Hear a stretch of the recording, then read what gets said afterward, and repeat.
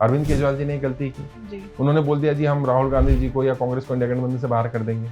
देख लिया हाशिर क्या हुआ। कांग्रेस और मजबूत होगी नहीं होगी राष्ट्रीय स्तर पर, इस पर बात की जा सकती है। कांग्रेस किस तरीके से बेहतर कर सकती है बिहार में अपने आप? बिहार में मुझे लगता है कि कांग्रेस की संभावना तो है, लेकिन संभावना खाली होने से काम नहीं चलता ना। देखिए, एक होता है एक लहर चलना, लहर चल रही है। अभी वही जो नरेंद्र मोदी 2013 वाले थे ना जी। वो शायद 2025 में अब राहुल गांधी में नजर आ रहा है। आपको राहुल गांधी जी से मिलने के लिए डायरेक्ट मतलब विदाउट अपॉइंटमेंट आप आ सकते हैं। गांधी फैमिली से इतना क्लोज आपका एसोसिएशन है, आपकी बात कोई काटी नहीं जाती है। अगर इमरजेंसी इतनी ही खराब थी तो उन्हें तो दोबारा कभी सत्ता नहीं मिलनी चाहिए थी ना। फिर 1980 में जब चुनाव हुए तो इंदिरा गांधी तो फुल मेजोरिटी में जीत कर आ गई। प्रधानमंत्री बनना कोई एक दिन का काम नहीं है, सत्ता पाने के लिए सब करना पड़ेगा। बीजेपी को फायदा होगा इस चुनाव में, बीजेपी की सीटें बढ़ सकती हैं, नीतीश जी को नुकसान होगा, तेजस्वी जी को भी फायदा हो रहा है, कांग्रेस को फायदा हो रहा है। मतलब बीजेपी कांग्रेस के पास सेवा दल के रूप में संगठन है जो आरएसएस से मुकाबला कर सकता है। और जब तक कांग्रेस सेवा दल को मजबूत नहीं करती है, जैसे बीजेपी करती है ना मैन टू मैन मार्किंग, एक एक विधानसभा पर फोकस करना, एक एक कैंडिडेट सिलेक्शन, हर चीज में राहुल गांधी, प्रियंका जी, खड़गे साहब या जो बड़े नेता हैं वो इन्वॉल्व हो जाएं। नमस्कार दोस्तों, आपका स्वागत है एक और नए एपिसोड में। मैं हूं आपकी होस्ट, आपकी दोस्त। आज का हमारा धर्मसूत्र में जो टॉपिक रहेगा वो रहेगा राजनीति पर। आज हम चर्चा करने वाले हैं कि कांग्रेस की रणनीतियों पर और राहुल गांधी जी के भविष्य को लेकर कैसे कांग्रेस अपनी रणनीतियों को चेंज करके चुनाव में जीत हासिल कर सकती है और कैसे जो राहुल गांधी जी हैं एक परिपक्व नेता के रूप में आगे बढ़ रहे हैं। आज इस सब पर बातचीत करने के लिए जाने माने राजनीतिक विश्लेषक और इंडिया के पहले ट्रेनर श्री शहनवाज चौधरी जी को इनवाइट किया है। Sir welcome. बहुत बहुत शुक्रिया, धन्यवाद। तो मैं सर के बारे में थोड़ा सा बता दूं। 18 वर्षों से राजनीति में अपनी सेवा दे रहे हैं और जो भी विधायक सांसद हैं उनको ट्रेनिंग देते हैं, उनके लिए रणनीतियां तैयार करते हैं और उन्हें परफेक्ट बनाते हैं राजनीति के लिए। तो सर आज हम चर्चा करने वाले हैं कांग्रेस और राहुल गांधी जी के भविष्य को लेकर। जी बिल्कुल बिल्कुल, आभार आपका, आपने मौका दिया। जरूर आप सवाल करिएगा, मैं जवाब दूंगा। और राजनीति एक ऐसा फील्ड है जिसमें अक्सर कोई गाइड करने वाला या कोई ट्रेन करने वाला नहीं है, तो जिस भी विषय पर आज आप बात करना चाहें बात करिए। बिल्कुल सर। तो सबसे पहले तो सर मुझे काफ़ी अच्छा लगा कि आप इंडिया के पहले ट्रेनर हैं जो विधायक और सांसद को ट्रेनिंग देते हैं और काफ़ी ये लोग आपके विद्यार्थी भी हैं इस टाइम जी पर। जी, बहुत सारे एमपी एमएलएज हैं हमारे यहाँ से ट्रेनिंग लेकर जाते हैं। तो सर जैसे अभी हमने बात की कांग्रेस की रणनीति और राहुल गांधी जी के भविष्य को लेके, क्या लगता है कि राष्ट्रीय स्तर पर कांग्रेस वापसी करेगी? देखिए, ऑलरेडी भारत की दूसरे नंबर की सबसे बड़ी पार्टी है कांग्रेस, जी, तो जी, जी। वापसी का तो मुझे नहीं लगता कि कोई वापसी का सवाल है। ये तो ऑलरेडी कांग्रेस बड़ी पार्टी है ही। कांग्रेस के पास देश में अगर सांसदों की बात की जाए तो लगभग 150 के आसपास सांसद हैं, लोकसभा और राज्यसभा मिला करके। विधायकों की बात की जाए तो 700 के आसपास, 750 आसपास विधायक हैं उनके पास। कई राज्यों में सरकारें चल रही हैं, कई राज्यों में विपक्ष में है। तो वापसी का तो कोई सवाल ही नहीं है। ये कि वापसी वापसी तो उसकी होती है जो खत्म हो चुका हो। तो जी, जी। कांग्रेस तो ऑलरेडी एस्टेब्लिश है ही, बिल्कुल। तो मुझे नहीं लगता कि इसमें वापसी का कोई सवाल है। हाँ, कांग्रेस और मजबूत होगी नहीं होगी राष्ट्रीय स्तर पर, इस पर बात की जा सकती है।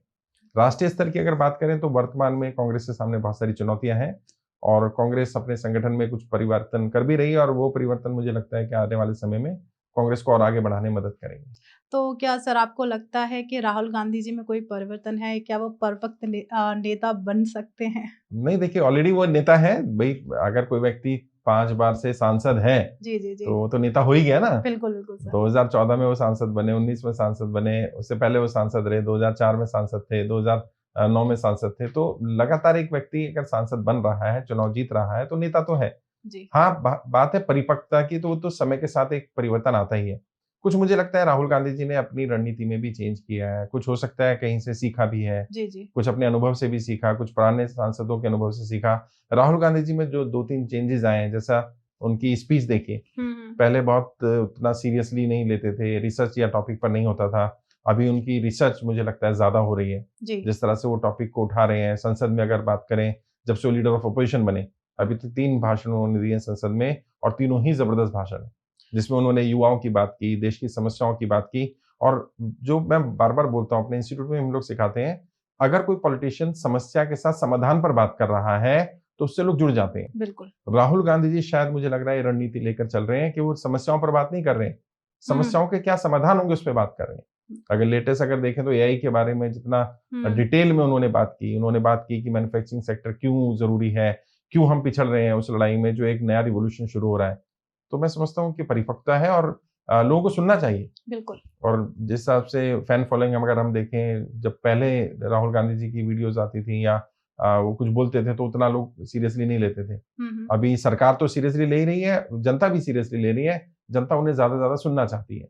अलग अलग कार्यक्रमों में उन्हें बुलाया जा रहा है, तो ये परिपक्वता की निशानी है। और मैं समझता हूँ कि राहुल गांधी जी बहुत तेजी के साथ अपने आप को बदल रहे हैं वर्तमान परिस्थितियों में, तो संभावना है कि वो और अच्छा करेंगे। बिल्कुल, अच्छे आपसे सुन के काफ़ी अच्छा भी लगा, काफ़ी चेंजेस भी आ रहा है। जी। तो जैसे सर आप एक ट्रेनर हैं पॉलिटिकल, तो सबसे बड़ी अगर मैं बात करूं कांग्रेस की, तो ऐसी कौन सी राजनीति में कमियां कर रही हैं कि वो जनता का भरोसा नहीं जीत पा रहा है? कांग्रेस की कमियां तो बहुत सारी हैं, लेकिन वर्तमान में अगर हम देखें तो अब ये बात मुझे लगता है कि कांग्रेस से नेताओं से पूछी जाए तो ज्यादा बेहतर रहेगा, बट हाँ, एक ट्रेनर के नाते मैं कुछ बातें बता सकता हूँ कि कांग्रेस जिस तरह से चुनाव लड़ती है जी।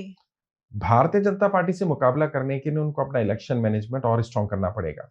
मतलब चुनाव लड़ने की टेक्निक, तरीका, जो लेटेस्ट इक्विपमेंट्स हैं, वो कांग्रेस के पास शायद या तो लैक कर रहे हैं या उतने ऐसे लोग नहीं हैं। जैसे बूथ लेवल मैनेजमेंट की बात करें हम, constituency management, candidate management, media management, social media management, mafia management, money management, इन सब पैरामीटर पर बीजेपी कांग्रेस को हरा देती है, या यूं कहें कि कांग्रेस पिछड़ जाती है और बीजेपी आगे बढ़ जाती है।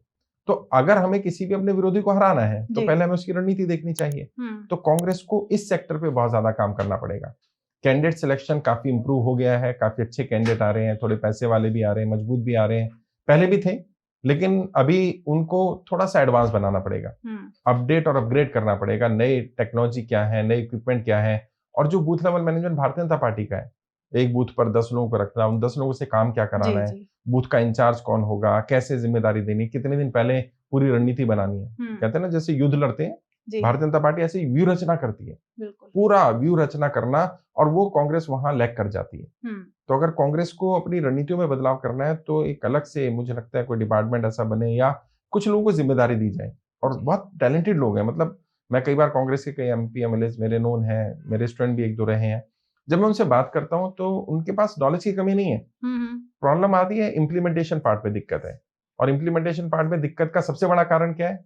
सबसे बड़ा कारण है वो उस मशीनरी मैकेनिज्म की नॉलेज उन्हें ना होना, और उनके पास ऐसी टीम का ना होना। जी। तो अगर कांग्रेस इन सब पे काम करेगी तो बहुत इंप्रूवमेंट आ जाएगा। और देश में दो ही धड़े हैं, कांग्रेस और भारतीय जनता पार्टी, तो आने वाले समय में मुझे लगता है कि कांग्रेस इन पे काम करेगी, क्योंकि ये फीडबैक तो उनको भी होगा जरूर। बिल्कुल, तो काफी आप भी अच्छा एक फीडबैक उनको दे ही रहे हैं। हाँ, मैं तो कोशिश कर रहा हूँ भाई, जो आप पूछ रहे हैं तो मैं जवाब दूं।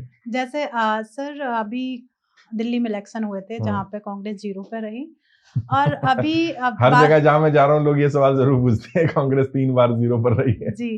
तो अभी जैसे बिहार में इलेक्शंस आने वाले हैं, तो आपके अकॉर्डिंग कांग्रेस किस तरीके से बेहतर कर सकती है बिहार में अपने आप? बिहार में मुझे लगता है कि कांग्रेस की संभावना तो है, लेकिन संभावना खाली होने से काम नहीं चलता ना। देखिए, एक होता है एक लहर चलना, लहर चल रही है ठीक है, या लहर बनाई जा रही है, लेकिन उस लहर को वोट में कैसे कन्वर्ट किया जाएगा उस पर फोकस करना है। जी। मैं अक्सर अपनी ट्रेनिंग में भी बताता हूँ कि अगर बहुत तेज आंधी चल रही है और आप कोई ट्यूब लेकर के खड़े हो जाएंगे तो उसमें हवा नहीं भरेगी। जी।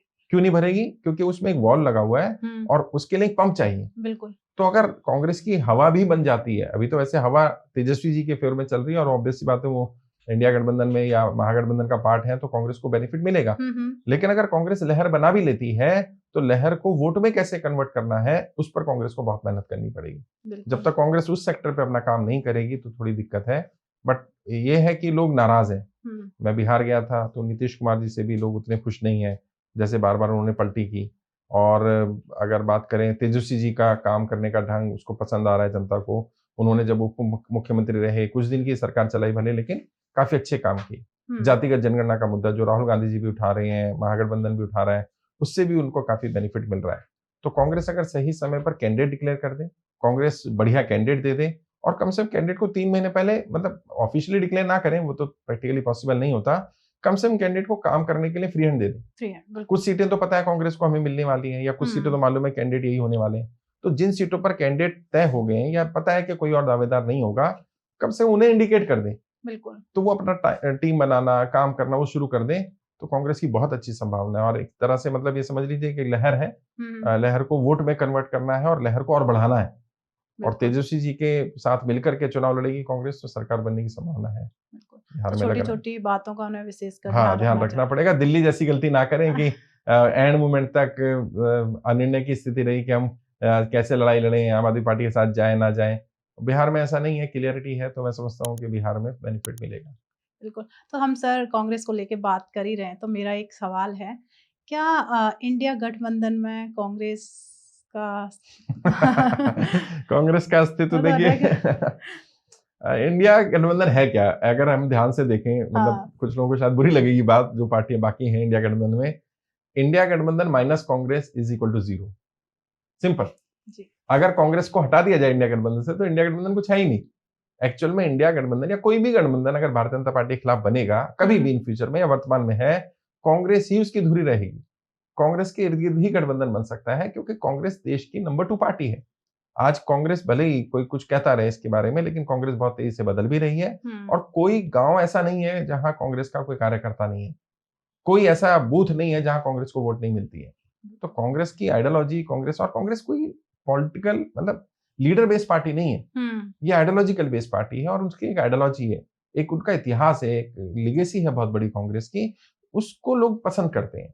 आजादी की लड़ाई का कांग्रेस जी। का इतिहास देख लीजिए, पंडित जवाहरलाल नेहरू जी ने जिस तरह से काम किया, उस समय पर जिस परिस्थिति में देश मिला था, हुँ, पूरी-पूरी संभावना थी कि देश बर्बाद हो जाएगा, देश तरक्की नहीं कर पाएगा। अंग्रेज तो बोलते थे जी। कि हम जिस हालात में देश है, थोड़े दिन बाद ही हमें बुला लेंगे, चला नहीं पाएँगे अपने देश को। हुँ, हुँ, बट हुँ। पंडित जवाहरलाल नेहरू जैसा विज़नरी लीडर देश को मिला और वो कांग्रेस की देन थी, वो कांग्रेस ही थे। या जितने भी बड़े लोग हैं, चाहे वो हम बाबा साहब अम्बेडकर की बात करें, वो कांग्रेस में रहे या कांग्रेस ने उनको अपना पहला कानून मंत्री बनाया देश का। संविधान सभा में उनको प्रारूप समिति का अध्यक्ष बनाया। कांग्रेस नहीं करती तो ये नहीं होता। बिल्कुल। या महात्मा गांधी जी की बात कर लें, वो भी कांग्रेस के अध्यक्ष रहे। नेताजी सुभाष चंद्र बोस की बात कर लें, सरदार वल्लभ भाई पटेल की बात कर लें, तो कांग्रेस का एक इतिहास है। जी। तो कांग्रेस के बिना इंडिया गठबंधन या कोई भी गठबंधन बीजेपी से लड़ने के लिए मैं समझता हूँ कि कांग्रेस के बिना संभव नहीं है। अब वो नहीं होगा थर्ड फ्रंट बन जाए, फोर्थ फ्रंट बन जाए, हुँ, हुँ। उसकी संभावना नहीं है। और कांग्रेस ही इंडिया गठबंधन है, मान लीजिए आप, जो कांग्रेस को एक्सेप्ट नहीं कर सकते। जैसे अरविंद केजरीवाल जी ने एक गलती की, जी। उन्होंने बोल दिया जी हम राहुल गांधी जी को या कांग्रेस को इंडिया गठबंधन से बाहर कर देंगे। हुँ। देख लिया हश्र क्या हुआ। आप बिल्कुल राहुल सर। गांधी जी को, कांग्रेस को बाहर करेंगे, आप ही अब सत्ता से बाहर हो गए, पंजाब में भी जाने वाले हैं, हुँ, तो हुँ। उनकी राजनीति पे संकट आ गया। बिल्कुल। तो कांग्रेस के बिना कोई भी गठबंधन की उम्मीद करना, भारत भाजपा से लड़ ले, उस आइडियोलॉजी से लड़ ले, वो संभव नहीं है। हुँ, अगर कांग्रेस के बिना कोई सोचता है, तो मैं समझता हूँ उसे राजनीति समझ नहीं है। और कांग्रेस को इतना अंडर एस्टिमेट करना, कांग्रेस का इतिहास पढ़ें वो लोग। कांग्रेस अकेली ऐसी पार्टी है जो ना जाने कितनी बार टूटी। जी। भारतीय जनता पार्टी में टूट नहीं हुई है अभी हुँ, तक। जनसंघ थी, फिर भाजपा बनी। कांग्रेस कितनी बार टूटी है, कितनी बार। मतलब अगर आप देखें, छोटे-बड़े देख लें, तो 50 से ज़्यादा धड़े निकल गए कांग्रेस से। कांग्रेस फिर मजबूती से खड़ी है। बड़े-बड़े नेता, चाहे ज्योतिरादित्य सिंधिया जी हों, जितिन प्रसाद जी हों, मिलन देवड़ा जी हों, बड़े-बड़े नेता निकल गए कांग्रेस से। जी। कांग्रेस तो कहीं नहीं गई, कांग्रेस हुँ, फिर खड़ी है। तो कांग्रेस एक विचारधारा की पार्टी है और उसके हिसाब से कोई ये सोचे कि कांग्रेस के बिना हम कर लेंगे काम या किसी और से लड़ लेंगे, 2 धड़े ही रहेंगे देश की राजनीति में। और आने वाले समय में अभी जो लग रहा है, हुँ। मतलब मैं आपके पॉडकास्ट के माध्यम से बोल भी रहा हूँ ये, बहुत जल्दी ही कांग्रेस के पक्ष में एक बड़ी लहर चलने वाली है। और उसका बड़ा कारण भारतीय जनता पार्टी और नरेंद्र मोदी की कुछ नीतियाँ हैं, हुँ। जिस पर हम आगे चर्चा करेंगे। बिल्कुल। तो कह सकते हैं कि जैसे आपने बताया कि कांग्रेस में बड़े-बड़े हमारे जो फेस हैं, सब लोग मुझे लगता है कि इंडिया के सारे लोग उनका नाम जानते हैं। जी, जी। जैसे आज सुभाष चंद्र बोस जी आपने हाँ। बात की। क्या कांग्रेस इस टाइम कोई अच्छा फेस नहीं लेके आ रही है सामने? क्या ऐसी है? नहीं, नहीं, क्योंकि अच्छा देखिए फेस नहीं, देखिए राहुल गांधी जी तो बड़े फेस हैं ही, बिल्कुल प्रियंका है। जी आ गई हैं और अलग-अलग राज्यों में नेता हैं। सचिन पायलट बहुत अच्छा काम कर रहे हैं और उन्होंने जिस तरह से दिल्ली में भी कैंपेन किया और अब मुझे लग रहा है उन्हें कोई बड़ी ज़िम्मेदारी मिलेगी। और भी कई राज्यों में जीतू पटवारी का मैं देख रहा हूँ, मध्य प्रदेश में बहुत अच्छा काम कर रहे हैं। राजा बडिंग हैं पंजाब में, बहुत अच्छा काम कर रहे हैं। और भी कई नेता हैं जो अलग-अलग राज्यों में, कन्हैया कुमार की बात कर लें, इमरान प्रतापगढ़ी बहुत अच्छा बोलते भी हैं और बहुत बढ़िया कैंपेन भी कर रहे हैं कांग्रेस के लिए। माइनॉरिटीज़ में खासकर से उनकी एक फैन फॉलोइंग है। वैसे तो पूरे इंडिया में है, लेकिन जी। खास तबके में तो उनको माइनॉरिटी सेल का चेयरमैन बनाया। ऐसे ही महाराष्ट्र में एक नई लीडरशिप का उभार हो रहा है। अगर हम बात करें तो उड़ीसा में अभी नए अध्यक्ष बनाए गए हैं। तो कांग्रेस आहिस्ता-आहिस्ता अपने गलतियों से सीख भी रही है, बदलाव भी करे, बट वो थोड़ा एक फेज आता है हर पार्टी का, हम्म। जिसका वो कह सकते हैं कि एक ट्रांजिशन फेज होता है, जनरेशन शिफ्ट होता है। तो वो कांग्रेस का फेज आ रहा है या चल रहा है, जी। थोड़ा टाइम लगेगा, बट कांग्रेस में चेहरे हैं। और राहुल गांधी जी से बड़ा तो चेहरा कौन चाहिए? अगर उनको सुनने के लिए सोचिए ना, कि लोग सुनना चाहते हैं उन्हें। आज उनकी रैलियों में जाते हैं तो लोग, अगर कोई शोर कर रहा हो तो लोग चुप करा देते, नहीं भाई राहुल गांधी बोल रहे हैं, सुनने दो। जी। तो ऐसा बहुत कम नेताओं के साथ होता था। कभी कैसे? शुरुआत में नरेंद्र मोदी जी के साथ ऐसा होता था कि उनको सुनने के लिए लोग आते थे। अभी वही जो नरेंद्र मोदी 2013 वाले थे ना, जी।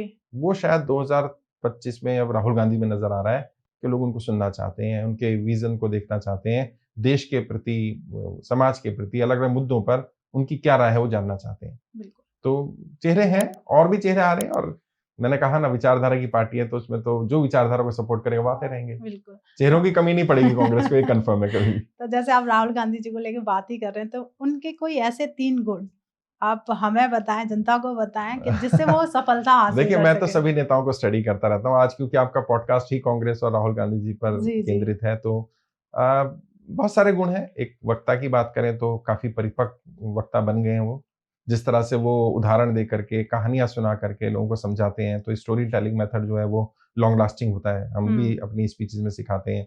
वॉइस मॉड्यूलेशन का इस्तेमाल अच्छा कर रहे हैं, बॉडी लैंग्वेज बहुत अच्छा कर रहे हैं, जिस तरह से सामने वाले को कटाक्ष करना वो अच्छा कर रहे हैं। तो ये है एक उनका गुण। दूसरे गुण की बात करें तो जब मैं राहुल गांधी से मिला था, 2010 में मेरी जी। मुलाकात हुई थी, तभी मैंने भाप लिया था कि वो इंटेलिजेंट व्यक्ति हैं और टू द पॉइंट काम करने वाले, बात करने वाले व्यक्ति हैं। मतलब उनमें ऐसा नहीं है कि घुमा फिरा के बात करनी, यस और नो, बीच वाला ऑप्शन नहीं है, और ये अच्छी बात होती है। एक और चीज़ जो मैं देख रहा हूँ कि वो अपनी टीम पे बहुत ट्रस्ट करते हैं। अगर किसी को ज़िम्मेदारी दे दी, मतलब फ़ोकस्ड हैं खुद भी, और टीम में भी चाहते हैं लोग फ़ोकस रहें। जो व्यक्ति जो काम कर सकता है उसे वो काम करवाया जाए। जी। अगर इसको और वो बड़े स्केल पे कर पाएँ, मुझे नहीं मालूम वो कर पाएँगे, नहीं कर पाएँगे, क्योंकि पार्टी है, पुराने नेता भी हैं। जी। पहले G23 बना ही था कि जो कांग्रेस के खिलाफ ही बोलने लग गया था। तो मुझे नहीं मालूम वो कितना उनको कर पाएँगे, लेकिन वो गुण है उनके अंदर। तो ये गुण जो होते हैं किसी भी राजनेता को, मैं बोलता हूँ राहुल गांधी जी को छोड़िए, अगर किसी को भी राजनीति में सफल होना है, उसको फोकस होना पड़ेगा, उसको बिल्कुल। अच्छा कम्युनिकेटर बनना पड़ेगा, उसे राइट। अपनी टीम पर भरोसा करना पड़ेगा। अगर ये सारे गुण किसी भी नेता में होंगे, तो भविष्य में वो सफल हो ही जाएगा। तो आज वर्तमान में अगर राहुल गांधी जी की बात करें तो उनमें है, पास्ट में देखें तो नरेंद्र मोदी जी में भी वो गुण रहे हैं, बिल्कुल। तभी वो वहां पहुंचे हैं, देश के प्रधानमंत्री बने हैं। तो शायद राहुल गांधी भी उसी रास्ते पर हैं।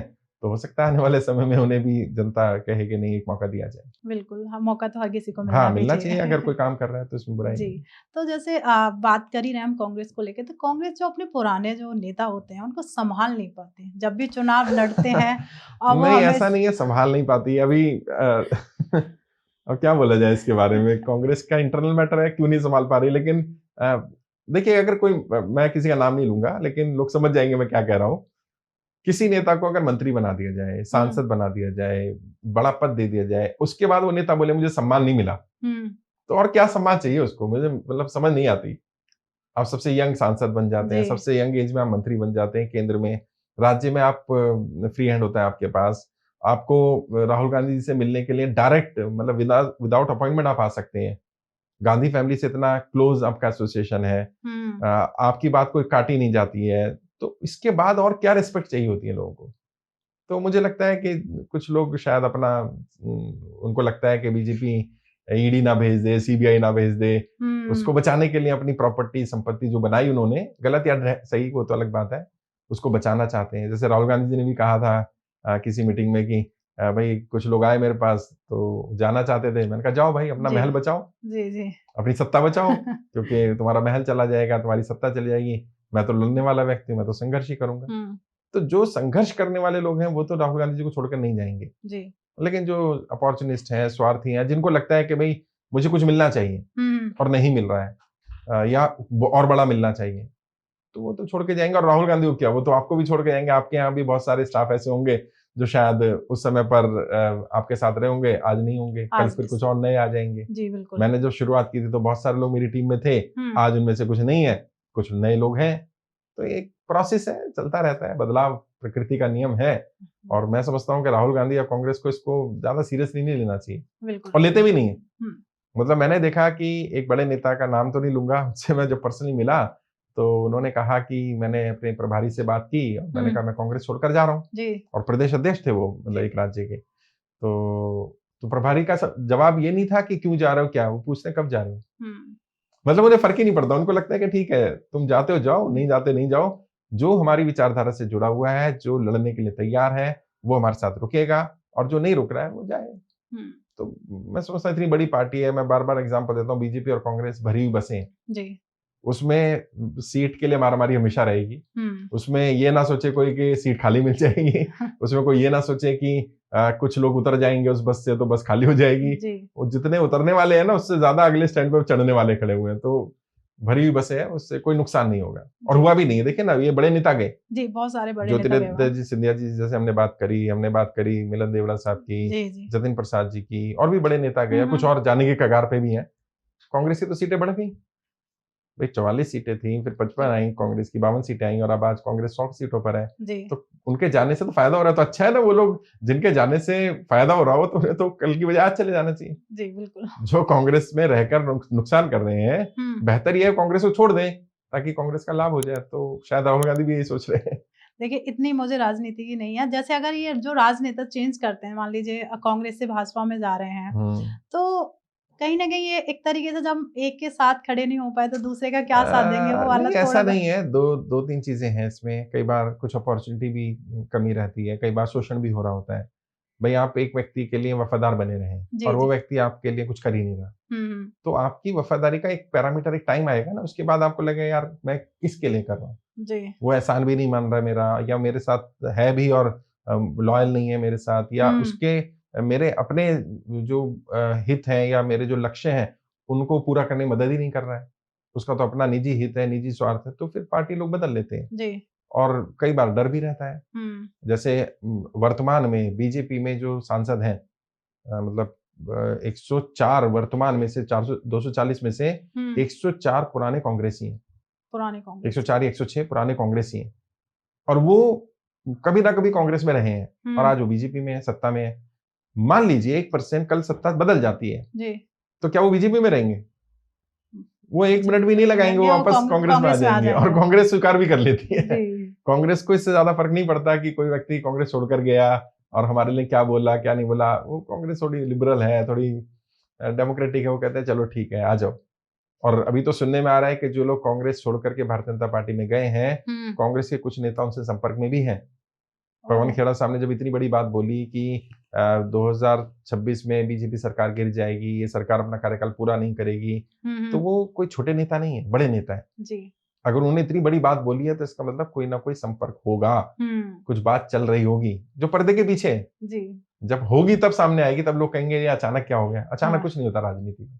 सब कुछ प्लान्ड होता है। प्लान होता है और सिस्टमैटिक हो रहा होता है। तो हो सकता है वो लोग जो कांग्रेस छोड़ कर के भारतीय जनता पार्टी में गए, उनमें से कुछ लोग भेजे गए हों। हुँ, भई कोई इतना क्लोज़ व्यक्ति गांधी परिवार का, वो अगर बीजेपी में है, तो हो सकता है वो भेजा गया हो। बिल्कुल। वहाँ जाओ, और एक रणनीति होती है जहाँ राजनीति की, हर सही बाहर बात से है। आक्रमण, भीतर से आघात। जी। तो हो सकता है जो सांसद भारतीय जनता पार्टी में गए हों, जो नेता गए हों, हुँ। वो अंदर से आघात कर रहे हों, और बाहर से कांग्रेस अटैक कर रही हो, तो हो सकता है बीजेपी को समाप्त करने की प्लानिंग हो। कौन बिल्कुल। जाने? क्या पता क्या चल रहा है? क्या राजनीति में तो साम-दाम, दंड में सब होता है। सब होता है, और बिल्कुल होता है। कांग्रेस के नेता पुराने बहुत तेज़ हैं। हुँ। मतलब कांग्रेस को कोई हल्के में लेता है ना, तो वो मूर्ख है। जी। कांग्रेस के नेता भले ही आपके सामने सीधे बनते रहें, भले ही वो लगे कि नहीं, नहीं बिल्कुल गांधीवादी ये वो, हुँ। बट वो चतुर हैं। मूर्ख नहीं बना सकते उन्हें, मैं उनके साथ काम करता हूँ, मैं जानता हूँ। हुँ। वो इंटेलिजेंट है, समझदार हैं, उनको रणनीति पता होती है, उनको पता है क्या छुपाना है, क्या बताना है। जी। तो वो जो छोड़ के गए, उन्होंने या तो स्ट्रैटेजिकली गए तो वापस आ ही जाएँगे, हाँ, हाँ, हाँ। और अगर गए तो वो सत्ता जब बदलेगी तो आ ही जाएँगे, और सत्ता तो बदलती रहती है, सत्ता परमानेंट नहीं रहती है। बिल्कुल सही बात है। तो ये तो होगा। तो हुँ। क्या फ़र्क पड़ता है? कांग्रेस इतनी बड़ी पार्टी है, चले जाएँ कुछ लोग। क्या बात है। तो सर सबसे मुझे जानना है कि जैसे आप कांग्रेस को लेके हम चर्चा कर रहे हैं, तो राहुल गांधी जी या प्रियंका गांधी जी की बात करें तो सबसे बेहतर लीडर कौन है दोनों में? नहीं, दोनों को कंपेयर करना तो गलत हो जाएगा। अब ये तो, अब आपसे बोला जाए आपकी दोनों आँखों में से कौन-सी ज़्यादा अच्छी है, तो ऐसा नहीं होता ना, वो तो दोनों एक ही परिवार से हैं, और हुँ। हाँ, दोनों के गुण अलग-अलग हैं। जिस हिसाब से मैं थोड़ा-सा फेस रीड करता हूँ, बॉडी लैंग्वेज, उनका कम्युनिकेशन देखा है। हुँ, हुँ। प्रियंका गांधी कटाक्ष बहुत अच्छा कर रही हैं। सटीक कर रही हैं, उनकी बॉडी लैंग्वेज, उनका हाव भाव, उनका फेशियल एक्सप्रेशन वो और ज्यादा मेच्योर है राहुल गांधी जी से भी। और राहुल गांधी जी क्योंकि नॉलेज काफी अच्छी है, काफी डिटेल स्टडी कर रहे हैं, तो मतलब दोनों अलग अलग हैं और दोनों मैं समझता हूँ एक दूसरे के पूरक हैं, एक दूसरे को सपोर्ट करने वाले जी हैं। जी। एक और 11 वाली स्ट्रेटजी वहां है कि अगर राहुल गांधी और प्रियंका गांधी दोनों सदन में है आज, हम्म, तो ये कांग्रेस के लिए बड़ी बात है। और जहां तक कंपेयर करने की बात है, देखिए महिला और पुरुष में अंतर तो रहेगा ही राजनीति में। जी। महिला के साथ एक एडवांटेज रहता है, एक तो हम्म आधी आबादी, हम्म। भाई वो कुछ बोलेगी तो आधी आबादी तो सुनेगी जी। और बाकी भी सुनेंगे, पुरुष भी हम्म सुनेंगे कि एक महिला क्या कह रही है। फिर उनका जो एक मदरहुड होता है महिलाओं में कि हम्म। मातृत्व का भाव आना, हर चीज को इस नजरिए से देखना कि इससे क्या नुकसान होगा, क्या फायदा होगा, वो उतनी हार्श नहीं हो पाती हैं। जी। तो ये महिलाओं के जो एडवांटेज हैं वो प्रियंका गांधी में है। हम्म। और वो एक पॉलिटिकल फैमिली से हैं तो उन्होंने देखा है वो सब चीज। जी। सत्ता का इन्हें इतना बड़ा लालच नहीं होगा क्योंकि ऑलरेडी एक बड़े बिजनेस टाइकून है उनके हस्बैंड, तो हम्म। सत्ता ही चाहिए तो पैसे से उनके पास सब कुछ है। जी बिल्कुल। तो ये तो कंफर्म है कि वो सेवा ही करने के लिए आई हैं। और अगर प्रियंका गांधी और राहुल गांधी दोनों काम करते हैं, दोनों सेवा कर रहे हैं, तो अच्छी बात है। हम्म। कंपेयर नहीं किया जा सकता। मतलब मैं समझता हूँ कि दो नेताओं को, किन्हीं भी दो नेताओं को, मतलब कई लोग मुझे कहते हैं नरेंद्र मोदी जी और राहुल गांधी को कंपेयर करिए कौन बेटर, वो अलग फील्ड के मास्टर हैं, वो अलग फील्ड के मास्टर हैं।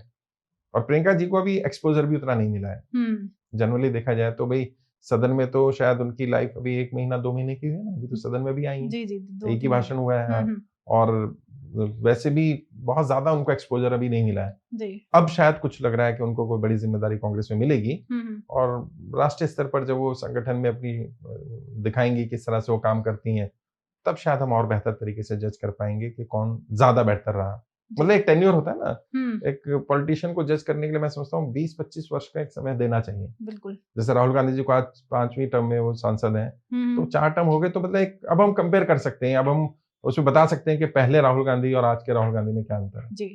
अभी प्रियंका गांधी के बारे में बोलना बड़ा जल्दबाजी हो जाएगा, बट हाँ, लग रहा है, वो कहते हैं ना पूत के पांव पालने में दिख जाते हैं, जी जी तो बिल्कुल। लग रहा है कि वो भी अच्छी एक लीडर है। लोगों को तो ये कहना है कि अब वो इंदिरा गांधी जी की तरह रणनीतियां बनाएंगी हाँ, हो भविष्य। सकता है भाई इंदिरा गांधी जिस तरह से लीडर रहीं, हम्म। और तो कुछ लोग उनकी इमरजेंसी की या बाकी चीजों की बुराई करते हैं, बट एक्चुअल में क्या है कि अब ये बात भी कंट्रोवर्शियल है, लेकिन मेरा सच बोलना जरूरी है जब हम उस मुद्दे पे बात कर ही रहे हैं कांग्रेस के। जी। इमरजेंसी जो लगाई गई, वो उसके पहले बैकग्राउंड पर जाना पड़ेगा। हम्म। जिस बैकग्राउंड में वो लगी, कौन लोग थे जो इंदिरा गांधी के खिलाफ थे। जी। इंदिरा गांधी ने नीति बनाई जिसमें उन्होंने नेशनलाइजेशन ऑफ बैंकिंग किया, तो कौन लोग थे? बैंक के मालिक साहूकार लोग थे, तो वो नाराज हुए इंदिरा गांधी से। इंदिरा गांधी ने प्रिवेसी पर्स बंद किया, जो राजा महाराजाओं को पैसा मिलता था वो बंद कर दिया। उससे कौन नाराज थे? राजा महाराजा नाराज थे। हम्म। तो वो लोग इंदिरा गांधी को दिखाना चाहते डिक्टेटर है, ये है, वो है। और इमरजेंसी की इतनी बुरी परिस्थिति में भी कांग्रेस की अच्छी खासी सीटें आई, 150 से ज्यादा सीटें थी उनके जी जी पास। जी। फिर अगर इंदिरा गांधी इतनी ही बुरी थी, इमरजेंसी इतनी बुरी थी, तो उसी जनता ने जिसने उनको सत्ता से बाहर किया, 2.5 वर्ष बाद उसी जनता ने फुल मेजोरिटी क्यों दे दी इंदिरा को? हम्म। अगर इमरजेंसी इतनी ही खराब थी तो उन्हें तो दोबारा कभी सत्ता नहीं मिलनी चाहिए थी ना। बिल्कुल।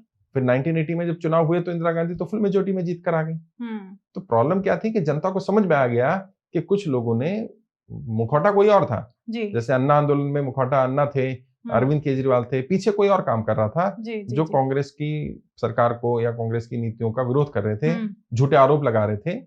और जितने भी आरोप अरविंद केजरीवाल जी ने शीला दीक्षित जी पर लगाए, या अन्ना हजारे ने, या उस समय पर अरविंद केजरीवाल ने ही कांग्रेस के बड़े नेताओं पर लगाए, मनमोहन सिंह जी पर लगाए, 2G स्कैम हो, कोल स्कैम हो, उसमें कुछ भी साबित नहीं हुआ, कुछ भी साबित नहीं हुआ, सब झूठ था। हम्म। तो ये सच्चाई है कि कुछ लोग मिल करके एक माहौल बना देते हैं, इंदिरा जी के खिलाफ माहौल बना दिया, जी डिक्टेटर हैं, ये है, वो है। कुछ नीतियां हो सकती हैं कि वो पसंद ना आई हो कुछ लोगों को, उनमें कमियां हो सकती हैं, लेकिन अगर वो जनता के विरोध में थी तो जनता ने क्यों चुना दोबारा उनको? बिल्कुल। तो ये तो सवाल है। और ये कांग्रेस के लोगों को भी मैं बोलता हूँ कि भाई डिफेंड करा करो तुम लोग अपनी बात को, लेकिन पता नहीं वो भी क्यों इस बैकफुट पर आ जाते हैं, उन्हें लगता है नहीं इमरजेंसी पे बात नहीं करनी। तो बिल्कुल अगर इंदिरा जी के रास्ते पर प्रियंका जी चलती हैं तो इसमें कोई बुराई नहीं है, वो बट वो काफी चल अच्छी पाएंगे नहीं चल पाएंगे वो तो समय बताएगा ना। बिल्कुल। क्योंकि इंदिरा बोलना और इंदिरा बनना बहुत हर कोई नहीं बन सकता। वो बिल्कुल। आयरन लेडी ही थी एक्चुअल में। हम्म। उनकी आपने भी किताब पढ़ी होगी। बिल्कुल बढ़िया, मैं कह सकती हाँ, हूँ कि बहुत अच्छी नेता थी। हाँ, अच्छी नेता भी थी और जो डिसीजन मेकिंग जी। एबिलिटी थी, जिस तरह से अमेरिका के राष्ट्रपति को उन्होंने अपनी टर्म्स पे झुका दिया, हम्म। बांग्लादेश को बना दिया, मतलब पाकिस्तान के 2 टुकड़े कर देना, ये मतलब हिम्मत चाहिए भाई हिम्मत इसके चाहिए लिए। बिल्कुल, और वो भी एक आज वुमन। सोच के भी डर लगता है कि उस नेता ने एक पल को ये नहीं सोचा कि ये लड़ाई कितनी बड़ी हो सकती है। जी, बिल्कुल। अमेरिका इन्वॉल्व हो सकता है, उनका यूथ पोत आ गया था, डरी नहीं, घबराई नहीं, मतलब वाक़ई में वो आयरन लेडी थी, तो इस बात को तो स्वीकार करना पड़ेगा। बिल्कुल, मुझे लगता है कि प्रियंका जी को भी उनकी तरह बनना हाँ, चाहिए। बनना चाहिए अगर उनमें वो देखिए वो कहते हैं ना कुछ खानदान का उसका असर तो होता ही है। होता ही है। तो हो सकता है उनमें वो गुण आएँ और वो भी थोड़े बोल्ड डिसीजन लें। बिल्कुल। तो सर थोड़ा-सा सवाल ये है कि क्या राहुल गांधी जी को शादी करनी चाहिए? और दूसरा जो नहीं, राजनेता विवाहित ठीक है या फिर शादी नहीं करनी चाहिए? देखिए अब ये तो राहुल गांधी जी से पूछा जाना चाहिए सवाल, मेरे से तो मैं अगर अपनी राय मेरी पूछे आप तो हाँ, जो सेकंड पार्ट है उस पर अगर हम बात करें कि विवाहित हो तो ज़्यादा बेहतर है या या अकेले? अविवाहित? देखिए अभी तक का इतिहास ये रहा है कि जो अविवाहित होते हैं और मैंने भी अपने करियर में 18 साल में देखा है हुँ, अ, वो फ़ोकस होकर के राजनीति पर या सेवा पर ध्यान लगा पाते हैं क्योंकि परिवार है तो ज़िम्मेदारियाँ भी हैं। बिल्कुल। भई वाइफ़ है, बच्चे हैं, घर हुँ, है या लेडी भी है राजनीति में तो उसका परिवार तो है ही ना, उसकी अपनी ज़िम्मेदारियाँ भी हैं, उनको तो बिल्कुल, नहीं छोड़ा जा सकता। सही बात है। और ज़िम्मेदारी से अगर भाग करके वो राजनीति करे तो लोग कहेंगे जो अपनी ज़िम्मेदारी नहीं सँभाल पाई, जो घर नहीं सँभाल पाई, वो क्या देश सँभालेगी हुँ, या एक सँभालेगा? फैक्ट बिल्कुल सही बात है ये तो तो। जो अनमैरिड हैं उन्हें ज़्यादा बेटर रहता है लेकिन अब राहुल गांधी जी को शादी तो अब पता नहीं करनी चाहिए, नहीं करनी चाहिए, वही बताएँगे लेकिन उनके दिमाग में क्या चल रहा है क्योंकि जितनी उम्र हो गई है, अब उन्हें सोचना तो पड़ेगा। हुँ, बट सुनने में आ रहा है बीच में कि एक सांसद हैं महाराष्ट्र की परिणीति शिंदे, उनके जी। साथ कुछ वीडियो वायरल हुए थे, शायद उनकी शादी की बात चल रही है, हुँ, महाराष्ट्र चुनाव के बाद ऐसा होगा। बट ऐसा तो कुछ अभी पब्लिक डोमेन में नहीं है, हुँ, बट हो भी सकता है। अगर राहुल गांधी जी की कोई पसंद है तो उन्हें बता देनी चाहिए और शादी कर लेनी चाहिए अगर करनी है। और इस पर फुल स्टॉप भी लगा देना चाहिए राहुल गांधी जी को, मैं तो समझता हूँ अगर नहीं करनी है, तो वो डिक्लेयर कर दें। वैसे तो अभी एक चुनाव में देखा था 2024 में जी, जी। प्रियंका जी ने कहा था भई लोग पूछ रहे हैं, बताओ शादी कब करोगे? तो उन्होंने बोला जल्दी करेंगे, तो इसका मतलब वो करना तो चाहते हैं। बिल्कुल। अब बड़े लोगों के साथ ये भी होता है जो किसी भी लड़की को लाएँगे, लड़की को या लड़के को भी कहीं शादी करेंगे तो गलत ना हो जाए कुछ, हुँ, क्योंकि वो एक बड़ा डिसीज़न है। जी, बिल्कुल बहुत कभी बड़ा। इस पे हम बात करेंगे रिलेशनशिप पर कि मैरिज एक इतना बड़ा रिस्क है एक तरह का कि हुँ, अगर सही हो गया तो ठीक और अगर खराब हो गया तो पूरी लाइफ ही रूइन हो जाती है लोगों की मतलब लोग चाह करके भी उसको फिर ठीक नहीं कर सकते, रिवर्सिबल नहीं है। हुँ, तो ये एक बहुत बड़ा डिसीज़न भी है और पॉलिटिशियंस के लिए, बड़े परिवारों के लिए तो बड़ा रिस्क है, बहुत बड़ा। क्योंकि उनके राज़ हैं, उनके घर की बातें हैं। कोई खराब लड़की आ गई या लड़का आ गया और उसने बाहर पब्लिक डोमेन में बता दिया तो पूरा सब कुछ तहस-नहस भी हो सकता है। बिल्कुल सही बात है ये तो। और इसीलिए बड़े लोगों में शायद शादी डिले हो जाती है, हुँ, क्योंकि यही ढूँढते रहते हैं कि कोई ऐसा मिल जाए, कोई ऐसा मिल जाए। बिल्कुल। तो ये है बट करनी चाहिए मैं व्यक्तिगत राय मेरी है कि शादी करनी चाहिए राहुल गांधी जी को और शायद वो या तो वेट कर रहे हैं प्रधानमंत्री बनेंगे तो शादी करेंगे या किस चीज़ का इंतज़ार है मुझे नहीं मालूम, करनी चाहिए उनको शादी। तो जैसे भी प्रधानमंत्री जी की आपने बोला ही है, तो क्या राहुल गांधी जी प्रधानमंत्री बन सकते हैं? या आह, कोई ऐसे मुद्दे उनके जो जनता के सामने आए और उन्हें एक मौका मिले प्रधानमंत्री बनने का? मुद्दे तो बहुत सारे उठा रहे हैं वो, जैसे संविधान का मुद्दा बहुत बढ़िया जी। तरीके से उठा रहे हैं, जातिगत जनगणना का मुद्दा उठा रहे हैं। प्रधानमंत्री की बात जहाँ तक है, पहले भी एक पॉडकास्ट में मैंने बात की थी इस पर। हुँ, हुँ। ये तो कन्फर्म है, आज नहीं तो कल, राहुल गांधी देश के प्रधानमंत्री ज़रूर बनेंगे, ये कन्फर्म है। वो कब बनेंगे, क्या परिस्थितियाँ होंगी, वो कह पाना अभी जल्दबाज़ी होगा, लेकिन ये कन्फर्म है, राहुल गांधी एक ना एक दिन देश के प्रधानमंत्री बनेंगे। वो उस रास्ते पर चल रहे हैं। हाँ, बशर्ते वो उस रास्ते पर चलते रहें।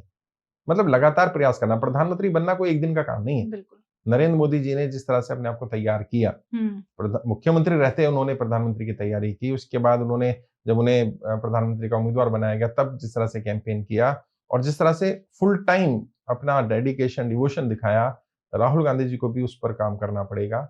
अगर वो करते हैं तो ज़रूर, क्योंकि मैंने जैसे कहा कि कांग्रेस के पक्ष में ना पूरे देश में अगर मैं बात करूँ तो एक लहर चल रही है और उसका जो मुद्दे हैं, जो हमने मुद्दों की बात की, बीजेपी की एक बड़ी कमी रही है, हुँ, जो हुँ। शुरू से देखते आ रहे हैं, हर बार जब भी बीजेपी सत्ता में आती है, बीजेपी व्यापार पर उतना फोकस नहीं कर पाती और उनके टाइम में व्यापार या व्यापारी ग्रो नहीं कर पाता। जी। और जब व्यापार को नुकसान होगा, तो व्यापारी बैकबोन है किसी भी पॉलिटिकल पार्टी की, किसी भी देश की, सिस्टम की। तो फिर वो व्यापारी क्या करेगा? वो सत्ता बदल देगा। बिल्कुल। और आप किसी भी मार्केट में आज जाकर के देख लो, लोगों से पूछ लो, लोग बताएंगे व्यापार आधा भी नहीं रहा है। बिल्कुल नहीं रहा। कई कई जगह पर 10% रह गया व्यापार। बड़ी बड़ी मार्केटों की बात कर रहा हूँ, मार्केट एसोसिएशन के हेड वो बता रहे हैं। और जो आपके ऑडियंस सुन रहे हैं उनसे कहूंगा वो कमेंट करके बताएं कि उनका व्यापार कितना कम हुआ है, खर्चे कितने बढ़े हैं और कमाई कितनी कम हुई है, वो खुद बता देंगे। ये मुद्दा जो है मुझे लग रहा है भारतीय जनता पार्टी के खिलाफ जा रहा है, और इसी के कारण बहुत तेजी से वापस कांग्रेस के पक्ष में एक माहौल देश में बन रहा है। अभी ये तो कहना जल्दबाजी होगा कि कोई लहर है, बट एक लहर चल रही है। राहुल गांधी के पक्ष में एक आंधी की शुरुआत हो रही है, एक आंधी चल रही है। लेकिन उसको आंधी को सुनामी में कन्वर्ट करना, फिर उसको वेव को वोट में कन्वर्ट करना, वो अपने आप में एक चैलेंज आ रहा है कांग्रेस के लिए। अगर दिल्ली के भी चुनाव की बात करें तो दिल्ली में माहौल था कांग्रेस के पक्ष में, लेकिन कांग्रेस ने एक तो बहुत डिले कर दिया। फिर कांग्रेस के बड़े लीडर्स ने काफी लेट अपना लॉन्चिंग किया, और कैंडिडेट सिलेक्शन में भी कई जगह पर दिक्कत आई, कई जगह कैंडिडेट लेट दिए गए, कई जगह पर कैंडिडेट बढ़िया नहीं थे। तो कांग्रेस को थोड़ा सा फास्ट फॉरवर्ड होना पड़ेगा। तो ये जो लहर चल रही है, अंडर करंट बोल सकते हैं जी। अभी ऊपर ऊपर शायद आपको ना दिखे, अंडर करंट है।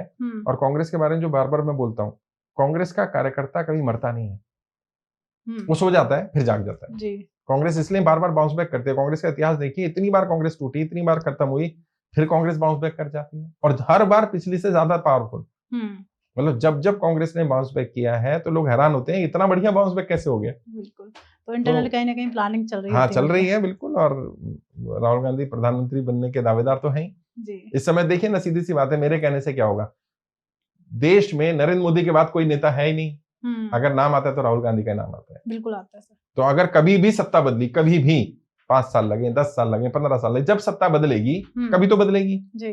तो सबसे पहले कंटेंडर जो है वो राहुल गांधी, और अब तो कोई दूर दूर तक है ही नहीं, क्योंकि सबको पता है कि राहुल गांधी के बिना या कांग्रेस के बिना तो कुछ संभव नहीं है। बिल्कुल। तो कोई ऐसी सलाह आप जो कांग्रेस से लड़ने वाले जो उम्मीदवार हैं उनको देना चाहेंगे?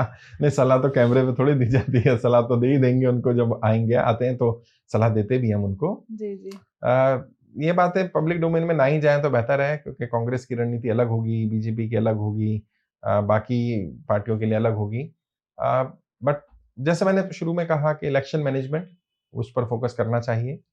जो कैंडिडेट जिनको पता है कि हमें चुनाव लड़ना ही है, एक जो मैं बड़ी कमी देख रहा हूँ, दिल्ली में भी मैंने देखा, कुछ कैंडिडेट के लिए हमने काम किया, कांग्रेस के लिए, कुछ अलग अलग पार्टियों के लिए भी हम काम करते हैं, लेकिन कांग्रेस में जो कमी देखी, कैंडिडेट को ये तो पता है कि मुझे टिकट मिल गई, और कैंडिडेट को ये भी मालूम है कि मैं चुनाव लड़ रहा हूँ तो जीत भी सकता हूँ, लेकिन कैंडिडेट की टीम को कॉन्फिडेंस नहीं आता है।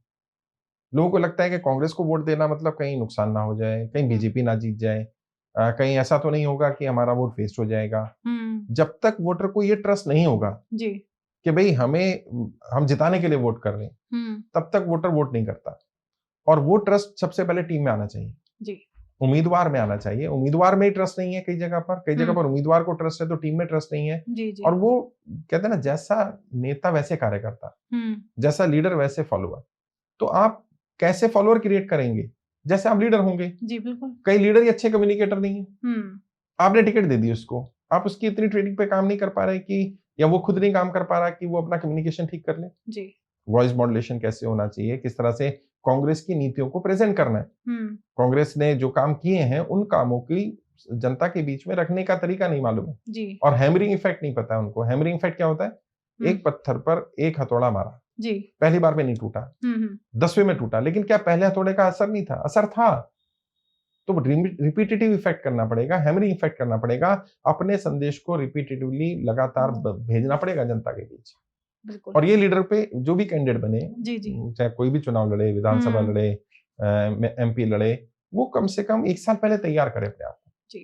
टिकट नहीं मिलेगा वो अलग बात है, कुछ पैसा समय वेस्ट हो जाएगा, लेकिन अगर मजबूती से लड़ेगा या लड़ता दिखेगा तो टिकट की भी संभावना बढ़ेगी। बिल्कुल। क्योंकि कांग्रेस ऐसी पार्टी नहीं है कि वो आपका टिकट काट दे तुरंत। अगर कांग्रेस के लोगों को लगता है, पार्टी को लगता है कि व्यक्ति अच्छा काम कर रहा है, मजबूती से चुनाव लड़ रहा है या ये चुनाव निकाल सकता है, तो कांग्रेस टिकट दे देती है। तो उम्मीदवारों को सिर्फ टिकट पे डिपेंड नहीं रहना चाहिए, सिर्फ कांग्रेस पे ये नहीं कि कांग्रेस का टिकट मिल गई अब घर जाके बैठ जाओ। अभी वो दिन नहीं है जी। अभी वो भाजपा के दिन है वो जी, कि भाजपा की टिकट मिल गई कि घर जाके बैठ जाओ, अपना आराम से वो आरएसएस काम कर लेगा, बूथ की टीमें काम कर लेंगी। कांग्रेस का वो दौर अभी नहीं है। वो था कभी दौर, अभी तो मेहनत करने हाँ, एक दौर था कांग्रेस का जिसमें कांग्रेस का टिकट मिलना मतलब जीत। आपको कांग्रेस का टिकट मिला, अब आप कुछ मत करिए, आराम से घर जाके बैठिए, आपकी जीत निश्चित है, क्योंकि लोगों के पास विकल्प नहीं था। जी, बिल्कुल। आज विकल्प है, क्षेत्रीय स्तर पर भी विकल्प है, राष्ट्रीय स्तर पर विकल्प है, और जहां पर कांग्रेस तीसरे नंबर की पार्टी है जिन राज्यों में, वहां पर कांग्रेस के लिए सबसे बड़ा चैलेंज यही है कि कैसे वो नंबर 2 बने। सबसे पहले जी।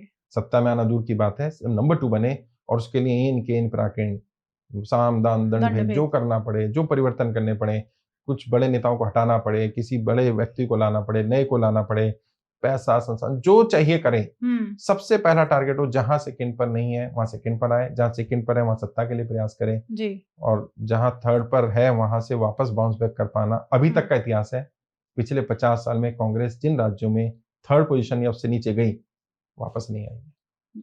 तो ये बड़ा चैलेंज है कांग्रेस के लिए, कांग्रेस के नेताओं के लिए। तो जो टिकट मांग रहे हैं उनको अपने आप को तैयार करना चाहिए। टिकट मांगने की बजाय टिकट के मजबूत दावेदार बनना चाहिए। उम्मीदवार तो तब बनेंगे जब दावेदार बनेंगे, और दावेदार बनने के तरीके अलग हैं। तो इन पर काम करना चाहिए। बिल्कुल कह सकते हैं कि अपने आप को पहले से ही तैयार करना चाहिए। तैयार करना चाहिए, मजबूती के साथ तैयार। जी बिल्कुल। तो जैसे जिन राज्यों में कांग्रेस है इस टाइम पे, उन्हें ऐसा क्या करना चाहिए कि एक जो संदेश दूसरे राज्यों को जाए कि यहाँ पे कांग्रेस ने ये ये अच्छा सवाल है। देखिए, इसमें जैसे तेलंगाना में किया, रेवंत रेड्डी ने सरकार चला रहे हैं, उन्होंने जातिगत जनगणना के आंकड़े सार्वजनिक किए और कह रहे हैं अब उसी आधार पे हम अब जो संसाधनों का डिस्ट्रीब्यूशन करना है, जिन्हें नहीं मिला उन्हें आगे लाना है, वो हम करने जा रहे हैं। जी। तो ये एक एग्जाम्पल है जिसको सब जगह रखा जाना चाहिए कि जातिगत जनगणना से क्या लाभ होता है, और लाभ मतलब जातिगत जनगणना कांग्रेस आके कराएगी और कराने के बाद कैसे उस पर काम किया जाएगा। तो ये एक तरीका हो सकता है। जैसे हिमाचल सरकार की कुछ योजनाएं हैं, वो सामने रखनी चाहिए। जैसे कर्नाटका में कई और योजनाएं चल रही हैं, उनमें आगे रखना चाहिए। जैसे हेल्थ की स्कीम राजस्थान की थी, उनकी बहुत अच्छी थी, उसको भी कई राज्यों में उन्होंने लागू किया है। तो कांग्रेस जो भी परिवर्तन करना चाहती है, उन सारे परिवर्तनों को जनता के सामने रखे, और किसी एक स्टेट को पकड़ ले कांग्रेस, कोई भी एक स्टेट, जी जी, उस स्टेट को बिल्कुल अपने सारे मॉडल को इम्प्लीमेंट करके दिखा दे। तो जैसे गुजरात मॉडल एक था ना बीजेपी का, भले ही वो कुछ लोग कहते हैं फेक था, कुछ लोग कहते हैं झूठ था, वो जो भी था जी, एक मॉडल था, और जनता ने उसको एक मौका दे दिया था। बाद में उसको एक्सपोज किया, ये हुआ, वो अलग बात है। कांग्रेस के कोई स्टेट का ऐसा मॉडल नहीं है। कांग्रेस को कोई ऐसा गुजरात मॉडल की तरह कोई स्टेट को, गुजरात मॉडल तो नहीं बोलेंगे, नाम लेना ठीक नहीं है, जो राज्य उनको लगे उसको, तेलंगाना मॉडल, उनको जैसे राजस्थान की स्कीम थी हेल्थ वाली, राजस्थान मॉडल बोल सकते थे। अब तो राजस्थान में सरकार नहीं है, पंजाब में भी अब सरकार नहीं है उनके पास, अब हिमाचल में सरकार है उनके पास, कर्नाटक में है, तेलंगाना में, इन 3 राज्यों में उनकी अपनी सरकार है। कई जगह जैसे तमिलनाडु में गठबंधन में है, झारखंड में गठबंधन में सरकार है।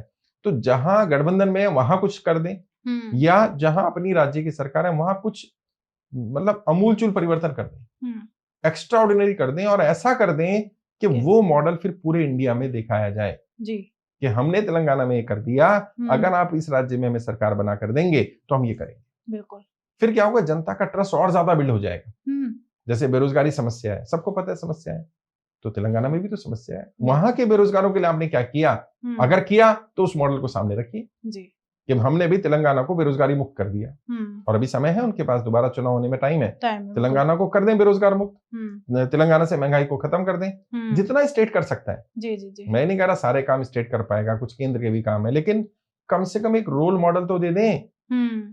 अगर कांग्रेस ने कोई एक रोल मॉडल राज्य जनता के सामने रख दिया, तो मैं समझता हूं कि जो नई पीढ़ी आई है जिसने कांग्रेस की सत्ता नहीं देखी है, वो तुरंत मौका दे देगी। और जो युवा है, जो 18 साल का था 2014 में, उसने नरेंद्र मोदी जी को ये सोचकर वोट किया था कि ये मेरे लिए रोजगार के लिए काम करेंगे। आज वो 28 साल का हो गया, बेरोजगार है, तो वो तो विकल्प ढूंढ रहा है। और सोशल मीडिया पे जितना विरोध नरेंद्र मोदी जी का, उनकी नीतियों का, उनकी सरकारों का हो रहा है, इतना कभी नहीं होता था। तो ये बेनिफिशियरी कांग्रेस तब बनेगी जब कांग्रेस कोई रोल मॉडल देगी। ये नहीं कि हम सत्ता में आएंगे तो ये करेंगे, हम सत्ता में आएंगे तो, अरे भाई सत्ता में जब आओगे जी, जिन राज्यों में आपकी सत्ता है वहां तो कुछ ऐसा कर दो कि उन राज्यों का एग्जाम्पल देकर के आप दूसरे राज्यों में सत्ता ले आओ। बिल्कुल सही बात है। जैसे तेलंगाना का एग्जाम्पल अब जातिगत जनगणना का सब जगह दिया जा रहा है, तो अगले 6 महीने में, साल भर में देखते हैं कि उस जातिगत जनगणना से क्या लाभ तेलंगाना को होता है जी, और अगर कोई लाभ दे पाई कांग्रेस की सरकार वहां, तो फिर वो मॉडल पूरे देश में चलेगा, और कोई एक भी राज्य अगर ऐसा हो गया तो फिर कांग्रेस की सत्ता में वापसी हो जाएगी। और कांग्रेस को अभी तो लोकसभा में टाइम है, हर राज्य पे फोकस करना चाहिए, हर राज्य पे, बिल्कुल, चाहे तीसरे नंबर पे है, चौथे नंबर पे है, गठबंधन में जा सकते हैं, गठबंधन में जाएं, अकेले लड़ सकते हैं, अकेले लड़ें, किसी भी तरह से सत्ता पानी चाहिए राज्य में जी, और फिर ये नहीं कि जी ये तरीका सही नहीं है, वो तरीका सही नहीं है, ये लीडर के बिना नहीं चलेगा, वो फर्क नहीं पड़ता। बिल्कुल।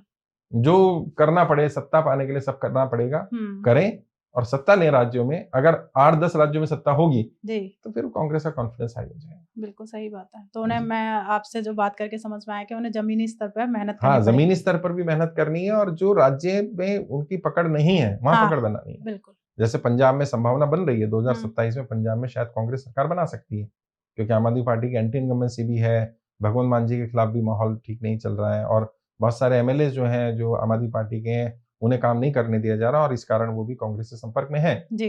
तो हो सकता है कि पंजाब में भी सरकार कांग्रेस बना ले और आम आदमी पार्टी की सरकार चली जाए।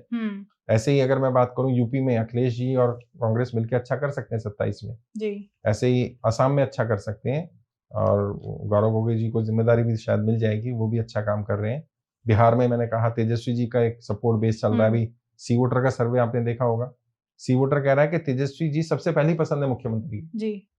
तो सोचिए अगर 40-41% जनता तेजस्वी जी को मुख्यमंत्री बनाना चाह रही है और कांग्रेस उनके साथ है, तो कांग्रेस की वहाँ सरकार आ सकती है, मतलब बिल्कुल आ गठबंधन सकती की। है।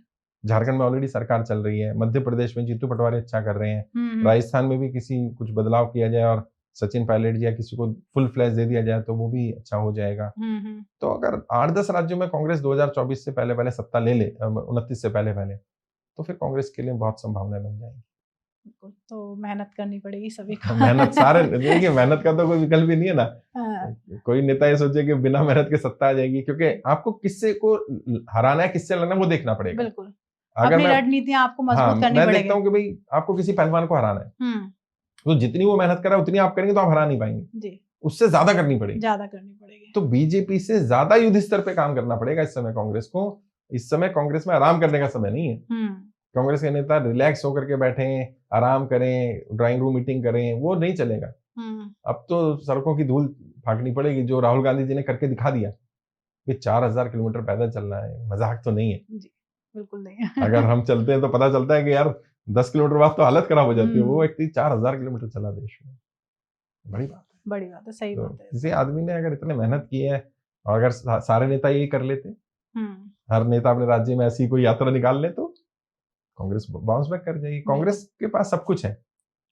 वो कहता है ना रॉ मटेरियल है, खाना बनाने के लिए जो-जो चीज़ चाहिए सब है। सब है। बट खाना बनाने वाला बढ़िया कुक नहीं है कुक जो नहीं है, सही बात है। उसे बढ़िया कर दे। और जो सबको है मिला वो के एक अच्छी डिश बना के हाँ, तैयार अच्छी करे। डिश बना दे और जी। बनाना फिर उसको परोसना। हुँ, अब तो एक महिलाएँ आपको पता है बनाना एक कला है और परोसना उससे भी अच्छी एक कला बिल्कुल है। कला है। बढ़िया खाना भी बेकार परोस दें तो मज़ा नहीं आता है। तो उसकी प्रेज़ेंटेशन भी अच्छी हाँ, होनी प्रेज़ेंटेशन चाहिए। भी तो अच्छी होनी चाहिए। तो कांग्रेस में थोड़ा-सा मुझे लगता है ऐसी चीज़ें हैं बट करेंगे। हुँ। बहुत इंटेलिजेंट लोग बैठे हैं वहाँ पर। बिल्कुल। और जैसे सर बहुत एक चर्चा में आ रहा है कि नीतीश कुमार जी और चंद्रबाबू नायडू अगर कांग्रेस अपनी तरफ ले लेती तो सरकार गिरा देगी। हाँ, हाँ, गिरा तो सकती है। देखिए ये तो चर्चा क्या है, तो कॉमन सेंस है। अगर देखें नीतीश कुमार जी की भी 14-15 बहुत सीटें हैं हुँ, और इतनी सीटें लगभग उनके पास भी हैं 15, जी, जी। तो 30 अगर कम कर दें हुँ, तो 292 हैं अभी इनके पास, तो 262 रह जाएँगी। सरकार बनाने में 272 चाहिए, तो सरकार तो गिर जाएगी। जी। बट नीतीश जी का तो अब पता नहीं नीतीश जी को ये समझ में आ रहा है कि नहीं आ रहा। बिहार की अगर मैं आपको सच्चाई बताऊँ और आपके माध्यम से ऑडियंस को बताऊँ, मैं बिहार में काम कर रहा हूँ।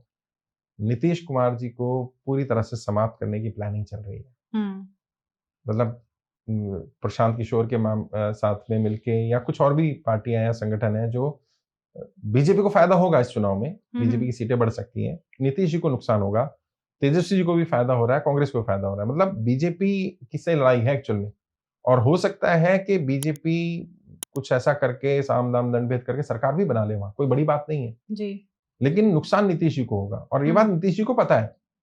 मैं नाम तो नहीं लूँगा, नीतीश जी के एक नेता हैं, उनसे मेरी बात हुई तो मैंने उन्हें बताया कि हुँ, भई आपको पता है बीजेपी किस तरह से प्लानिंग कर रही है और आप तो पिछड़ जाओगे। कह हुँ, रहे पता तो है लेकिन समझ नहीं आ रहा नीतीश जी क्या सोच रहे हैं। जी। और अभी उनके बेटे ने बोला भी है नीतीश जी के कि भई मोदी जी को कि चाचा जी क्या आप हुँ, नीतीश जी को मेरे पिताजी को मुख्यमंत्री बनाएँगे? हुँ, अब मोदी जी ने ऐसा जवाब तो नहीं दिया है, लेकिन बीजेपी का मानना है कि हाँ, उन्हीं के चेहरे पे चुनाव लड़ेंगे जी। और अमित शाह जी ने कहा कि बाद में तय करेंगे, संसदीय दल तय करेगा कि कौन कि बनेगा। कौन आएगा फिर सामने? लेकिन पता नहीं नीतीश जी आएँगे, नहीं आएँगे, चंद्रबाबू नायडू आएँगे, नहीं आएँगे, आना चाहिए, हुँ, अगर उनको लग रहा है कि वहाँ उन्हें ठीक नहीं नहीं ट्रीटमेंट मिल हो रहा तो। बट बीजेपी भी छोड़ेगी नहीं इतनी जल्दी से। नरेंद्र मोदी जी बहुत इंटेलिजेंट हैं, बहुत शार्प हैं, पॉलिटिकली बहुत मैच्योर हैं। जी। ये बात जो हम और आप डिस्कस कर रहे हैं, तो हमसे तो बहुत बड़े लेवल के बहुत वो हैं, बहुत तो उनके दिमाग में भी तो चल रही होगी ये बात। तो बिल्कुल। अगर नीतीश जी नहीं जा रहे हम्म। या चंद्रबाबू नायडू जी नहीं जा रहे, तो कोई बड़ा कारण होगा। जी। हो सकता है कहीं कुछ ऐसा हो जो अंदर ही कुछ चल रहा हो बढ़िया चल वाला। रहा हो, और हो सकता है कांग्रेस प्रयास भी कर रही है। हम्म। तो अंदर की बात है, जब होगा तभी पता चलेगा। अभी तो कहना जल्दबाजी है कि जाना चाहिए नहीं चाहिए, ये भी कहना ठीक नहीं रहेगा। वो हम्म। उनकी परिस्थितियां उन्हें देखना चाहिए। बिल्कुल। तो जैसे कांग्रेस ना कहीं न कहीं डिजिटल मीडिया या सोशल मीडिया को कैसे सुधार करे, जिससे आजकल देखा बीजेपी नहीं, भी काफी स्ट्रांग है, ऐसा नहीं है। बीजेपी के कंपैरिजन में तो नहीं कह सकते उतना, लेकिन हुँ, हाँ, कांग्रेस का सोशल मीडिया बहुत स्ट्रांग है। उनकी टीम भी काम कर रही है, और जो नेता जिनको जिम्मेदारी दी गई सोशल मीडिया की, वो सोशल मीडिया पर काफी एक्टिव हैं। हुँ, हुँ, हाँ, ये और है कि बाकी लीडरों को भी एक्टिव होना चाहिए। जिस तरह से राहुल गांधी जी लगातार सोशल मीडिया पर हैं, अगर बाकी लीडर भी ऐसे ही आए, हुँ, उनकी हुँ, वीडियोस, उनकी रील्स वायरल होनी शुरू हों, जिन मुद्दों पे वो बात कर रहे हैं उन पर बात होनी शुरू हो, जनता के मुद्दों पर। कांग्रेस के साथ क्या काम ज्यादा करते हैं नेता, हुँ, हुँ, दिखावा कम करते हैं। जी, जो शुरू से गांधीवादी एक विचार है, गांधी जी भी ये मानते थे, और मैं भी इससे काफ़ी हद तक सहमत हूँ कि भई हमें काम ज़्यादा करना चाहिए, बातें कम करनी चाहिए, काम का प्रचार कम करना चाहिए, काम ज़्यादा करना चाहिए। लेकिन समस्या वहाँ ये आ रही है कि अब ज़माना प्रचार का है। जो दिखता है वो बिकता है, जो ज़्यादा हुँ, दिखता है वो ज़्यादा बिकता है। तो सोशल मीडिया पर भी और एक्टिव होना चाहिए, बट है, सोशल मीडिया अभी तो बहुत स्ट्रॉन्ग है। मतलब अगर मैं करूँ 2014 से कंपेयर करें या 19 से कंपेयर करें, तो आज कांग्रेस का सोशल मीडिया काफ़ी स्ट्रॉन्ग है, बल्कि कई जगह पे रीच ज़्यादा है। हुँ, बीजेपी से भी ज़्यादा रीच है सोशल मीडिया पर कांग्रेस की। हुँ, हुँ, बट लोकल लेवल पर लीडर्स को, डिस्ट्रिक्ट प्रेज़िडेंट्स को, ब्लॉक प्रेज़िडेंट्स को, स्टेट प्रेज़िडेंट्स को, उनकी टीमों को, एमएलएज़ को, एमपीज़ को, उनको और अपना सोशल मीडिया सुधारना चाहिए। बिल्कुल। हुँ। तो जैसे कांग्रेस को अपने जो भी कार्यकर्ता हैं, नेता हैं, उनको एक अच्छी ट्रेनिंग दिलवानी चाहिए, एक अच्छे ट्रेनर्स के ट्रेनिंग साथ। तो उनका होगा ही, ट्रेनिंग सेल होगा कांग्रेस का। मुझे मालूम नहीं कौन लीड कर रहा है, नहीं कर रहा है। बट ऑब्वियस सी बात है, ट्रेनिंग चल रही होगी, लेकिन अब वही बात है कि क्या ट्रेन किया जा रहा है? हुँ, हुँ, क्या उन्हें लेटेस्ट चीज़ें पता है कि नहीं पता है जो ट्रेन कर रहे हैं? क्या उन्हें बीजेपी के अंदर की बातें पता है कि नहीं पता है? कांग्रेस के अंदर की कमियों के बारे में वो बोल पा रहे हैं कि नहीं बोल पा रहे हैं? हुँ, हुँ, क्योंकि एक तो पीआर होता है, पीआर में क्या है भई, बढ़िया, बढ़िया, बढ़िया, बढ़िया। जी, जी, जी। एक होता है जो सच्चाई बताए। हुँ, हुँ, हुँ, अब जो सच्चाई नहीं बताएगा, अगर मान लीजिए आप में कोई कमी है, जी, और मान लीजिए मैं आपका हितैषी हूँ, तो मेरी ज़िम्मेदारी बनती है मैं बताऊँ कि जी, भई आपको इसको इम्प्रूव करना चाहिए, और मैं बिल्कुल। मदद भी करूँ। हुँ, हुँ, लेकिन अगर मैं आपका दुश्मन हूँ, नहीं, नहीं सब बढ़िया है, कोई दिक्कत नहीं है, कुछ नहीं है, तो क्या होगा? मैं आपका दुश्मन हूँ, मैं हितैषी नहीं हूँ। हुँ, मैं तो आपका नुकसान कर रहा हूँ, मैं आपको गड्ढे में डाल रहा हूँ। बिल्कुल। तो कांग्रेस में भी कई लोग ऐसे हो सकते हैं जो शायद वो बातें नहीं बता रहे, वो कमियाँ नहीं पता उन्हें, या पता है तो बताना नहीं चाह रहे। जी, जी। तो मैं समझता हूँ कि ट्रेनिंग सेल तो होगा, उसको हुँ, और स्ट्रॉन्ग करने की ज़रूरत है। और ट्रेनिंग सेल से ज़्यादा मुझे लगता है जो सेवा दल है, हुँ, सेवा दल को स्ट्रॉन्ग करने की ज़रूरत है। सेवा दल में एक ऐसा, मतलब एक कांग्रेस के पास सेवा दल के रूप में संगठन है, हुँ, जो आरएसएस से मुकाबला कर सकता है। बिल्कुल। और जब तक कांग्रेस सेवा दल को मजबूत नहीं करती है, और ज़्यादा स्ट्रॉन्ग नहीं बनाती है, उसमें और अधिकार नहीं देती है, फंडिंग उसमें नहीं ज़्यादा होती है, तब तक आरएसएस से मुकाबला नहीं कर पाएँगे। हुँ, और जब तक आरएसएस से मुकाबला नहीं होगा, तो booth level management, constituency management, candidate management, इन चीज़ों में थोड़ी पिछड़ती रहेगी कांग्रेस। बिल्कुल, तो अगर टक्कर देनी, तो ट्रेनिंग तो हो ही रही होगी, सेवा दल पर भी फोकस होना चाहिए। बिल्कुल। तो कांग्रेस को किन पार्टियों के साथ ज़्यादा गठबंधन करना चाहिए?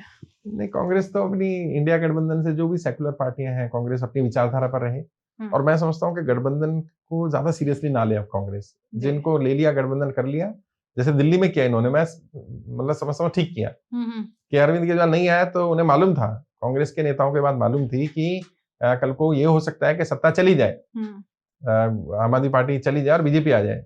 उसको स्वीकार कर लिया, उन्होंने कहा कोई बात नहीं, लेकिन कम से कम हम कॉम्प्रोमाइज़ नहीं करेंगे। जी। हमें अपना वोटर कैडर वापस चाहिए। ऑल्दो उतना नहीं ला पाए, हुँ, 4 से 6% हुआ, लेकिन 2% बढ़ा ना। जी, आहिस्ता-आहिस्ता कांग्रेस पर जब भरोसा बढ़ेगा, तो कैडर वापस आ जाएगा। तो जहाँ गठबंधन ज़रूरी है, वहाँ करें, जहाँ ज़रूरी नहीं है, वहाँ नहीं किया जाए। बिल्कुल। तो 2029 के लिए कांग्रेस को अपनी रणनीति कैसे मजबूत करनी चाहिए आपके अकॉर्डिंग? कांग्रेस अभी 29 तो बहुत दूर है। 29 के बारे में तो अभी बात करना, अभी हम 2025 में बैठे हैं, तो 2025 में तो फिर राजनीति तो हर दिन बदल रही है, जी। हर महीने, हर साल परिस्थितियाँ बदलेंगी। तो आज जो बताया जाए वो हो सकता है उस समय काम ना आए। हुँ, लेकिन कुछ चीज़ें जो बिल्कुल फिक्स हैं, धरातल पे हैं, जैसे मैंने बता दिया कि कैंडिडेट का सिलेक्शन टाइम पे हो जाए, कुछ उम्मीदवारों की जो कमियाँ हैं वो ठीक हो जाएँ, इलेक्शन मैनेजमेंट पर फोकस अभी से शुरू हो जाए, क्योंकि वो तो जल्दी करने का काम है कि जितना जल्दी कर लें उतना बेहतर है। क्योंकि ये कन्फर्म है भाई, आपने जिस भी नेता को हराना है, और सिर्फ कांग्रेस या बीजेपी की नहीं, हर नेता। आपको जिस भी नेता को हराना है। कई लोग आते हैं मेरे पास, साहब मैं 2 साल है चुनाव में, तो 2 साल तो बहुत लंबा समय है, एमपी बनना है, एमएलए बनना है। मैं उसको एक सवाल पूछता हूँ, मैं कहा एक बात बताओ, जो एमपी एमएलए है जिसे तुम हराओगे, वो कब से काम कर रहा है? वो कहते हैं जब से वो जीता वो तब से कर रहा है। मैंने तो उसको तो मिले 5 साल काम करने के लिए, आपको मिलेंगे 2 साल, तो वो आगे रहेगा क्या आप आगे रहोगे? कहता हाँ यार बात तो सही है, वो तो लीड कर जाएगा। हाँ तो फिर आपको भी 5 साल में काम करना है। जैसे ही वो चुनाव हुआ, आप अगले चुनाव की तैयारी करो, क्योंकि हर नेता चुनाव जीतते ही अगले चुनाव की तैयारी में लग जाता है। हर डिसीजन ये सोच कर लेता है कि अगला चुनाव मुझे लड़ना है, अगला चुनाव लड़ना। तो फिर जो सांसद बनना चाहते हैं कांग्रेस से, वो आज से तैयारी शुरू करें 29 की। अपनी रणनीति बनाएं, अपने आप को तैयार करें, वर्तमान सांसद की कमियां देखें, और फिर जो परिस्थिति बने उस हिसाब से डिसीजन लें। बिल्कुल। तो अभी तो जल्दबाजी है कहना कि, लेकिन हाँ हो जाएगा। तो सर जैसे बीजेपी की योजनाएं हैं, क्या कांग्रेस को भी अपनी उसी तरीके की योजनाएं बनानी चाहिए अपने आप को? हाँ बिल्कुल बनानी चाहिए। जैसे मैंने अभी बोला, भी राज्यों में कोई एक रोल मॉडल बना दें, भाई इस राज्य में ये योजनाएं चल रही हैं और इन्हीं योजनाओं को हम लोग पैन इंडिया, अगर हमारी सरकार बनती है, लॉन्च करेंगे, या जिस राज्य में भी हम आएंगे सत्ता में उसमें लॉन्च करेंगे। जैसे अभी मैंने कहा आपको, पंजाब में संभावना बन रही है, यूपी में संभावना बन रही है, या कोई और राज्य, मध्य प्रदेश में बहुत अच्छा काम टीम कर रही है, तो इन राज्यों में वो एक एज मिल जाएगा उनको। क्योंकि होता क्या है, बीजेपी को ये फायदा मिलता है, जैसे आपने भी कहा कि वो योजनाएं रख देते हैं, भाई हम ये करने वाले हैं या ये कर रहे हैं, लाडली बहन योजना, उसका इतना लाभ मिला है बीजेपी को, कांग्रेस उसको कैश नहीं कर पाई। ऑल्दो दिल्ली में उन्होंने कहा कि हम भी करेंगे ऐसा लाडली बहना टाइप का, उन्होंने दीदी करके कुछ लॉन्च किया, लेकिन वो जनता को उतना ट्रस्ट नहीं हुआ। तो कुछ राज्यों में कर देना चाहिए और करके फिर वो बात सामने रखनी चाहिए, तो बिल्कुल बेनिफिट मिलेगा। और बीजेपी को देखिए, हमें किसी रणनीति का फायदा मिलेगा नहीं मिलेगा कैसे पता चलता है? इंप्लीमेंट करके। बिल्कुल आपको इंप्लीमेंट करना पड़ेगा। कोई भी रणनीतिकार ये नहीं बता सकता कि ये रणनीति काम करेगी कि नहीं करेगी जब तक कि आप उसको इंप्लीमेंट नहीं कर रहे। तो इंप्लीमेंट करे कांग्रेस, तो मिलेगा, जरूर बेनिफिट मिलेगा। तो जैसे आने वाले अपकमिंग इलेक्शन है 2027, यूपी की बात करें, हाँ, तो कांग्रेस, हाँ, हम यूपी में बैठे हैं, यूपी की बात ना हो तो ये तो ठीक नहीं है जी। तो कांग्रेस को किस तरीके से? कांग्रेस और समाजवादी का गठबंधन ही रहेगा, गठबंधन में लड़ेंगे चुनाव। और अखिलेश जी को जो लोकसभा में बेनिफिट मिला, जी जी जी, अगर मैं लोकसभा की बात करूं तो बीजेपी से ज्यादा सीटें इंडिया गठबंधन को मिली। उसका बड़ा कारण रहा, एक तो संविधान का मुद्दा, दूसरा जातिगत आरक्षण का मुद्दा, दूसरा जो पीडीए का फॉर्मूला अखिलेश यादव जी ने दिया है, वो इतना स्ट्रॉन्ग फॉर्मूला है कि उसकी काट बीजेपी के पास नहीं है। और जिन मुद्दों के आधार पर लोकसभा में बीजेपी को नुकसान हुआ या समाजवादी पार्टी या इंडिया गठबंधन को लाभ हुआ, वो मुद्दे समाप्त नहीं हुए। वो मुद्दे हैं वहां पर जमीन पर। बेरोजगारी मुद्दा है, जातिगत जनगणना का मुद्दा है, महंगाई का मुद्दा है, भ्रष्टाचार के कई मुद्दे सामने आए हैं। तो और अभी कुंभ का ही देख लीजिए, उसमें भी थोड़ा मिसमैनेजमेंट हुआ, तो वो भी मुद्दा चल रहा है। अखिलेश जी लीड करें और कांग्रेस उनका सपोर्ट करे। कांग्रेस को भी जैसे 403 सीटें हैं तो 101 सीटें मिलनी चाहिए मेरे हिसाब से, और उन 100 सीटों पर कांग्रेस मजबूती से उम्मीदवार उतारे। और अखिलेश जी जहां मजबूत है वहां वो उम्मीदवार दें, जहां कांग्रेस मजबूत है वो उम्मीदवार दें, और अभी से तैयारी में लग जाएं। 2025 में हम बात कर रहे हैं, अभी से ही युद्ध स्तर पर तैयारी कर लें अगर कांग्रेस, तो यूपी में बहुत पॉजिटिव नतीजे आ सकते हैं।